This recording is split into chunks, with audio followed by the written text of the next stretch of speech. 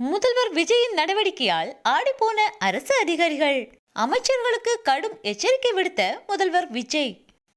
பதவியேற்ற நாளிலிருந்தே முதல்வர் விஜய் அவர்கள் பல அதிரடியான திட்டங்களை செயல்படுத்தி வருகிறார். பட்ஜெட் கூட்டத்தொடருக்கு முன்னதாக இன்றைய தினம் அமைச்சரவை கூட்டமும் நடைபெற்றது.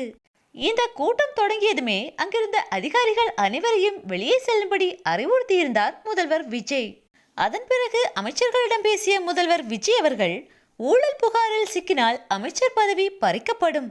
தெரிந்தவர்கள் தெரியாதவர்கள் என பார்க்க மாட்டேன். உடனடியாக நடவடிக்கை எடுக்கப்படும். தமிழக வெற்றிக் கழக அரசு லஞ்சமற்ற அரசாக இருக்க வேண்டும் என எச்சரிக்கை விடுத்தார்.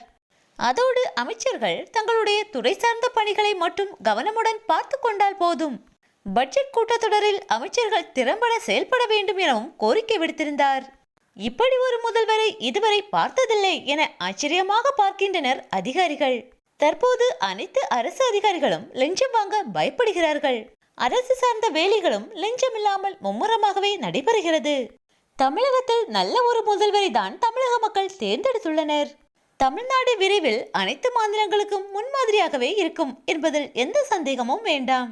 முதல்வர் விஜய் அவர்களின் ஆட்சி வரலாற்று சிறப்பு வாய்ந்த ஆட்சியாகவே இருக்கும்.